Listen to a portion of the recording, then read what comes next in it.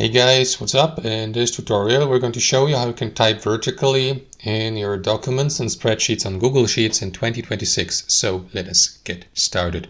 So guys, let me navigate to that spreadsheet here and let us apply the vertical typing to that example cell here where I entered that example text here. So what you want to do, guys, usually you type in horizontally using the normal formatting, but you can change the formatting by applying the following fix. So select the cell. Of course, you can apply that also to an entire row here to the left or a column.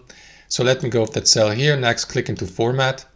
And after that, guys, hover mouse over rotating. But instead of selecting a standard rotation or a custom rotation with a custom angle here, select this option here, stack vertically. That is going to allow you to type vertically. As you can see, the text has been converted from horizontal to vertical. And as previously mentioned, guys, if I, for example, use that also for that cell here and that cell and select, for example, the entire column and navigate to format, I will be able to apply that to the entire column. So hover mouse over rotation, select stack vertically. There you go. Now it looks perfectly vertical. That's how I do it, guys. Thanks for watching and have a wonderful day.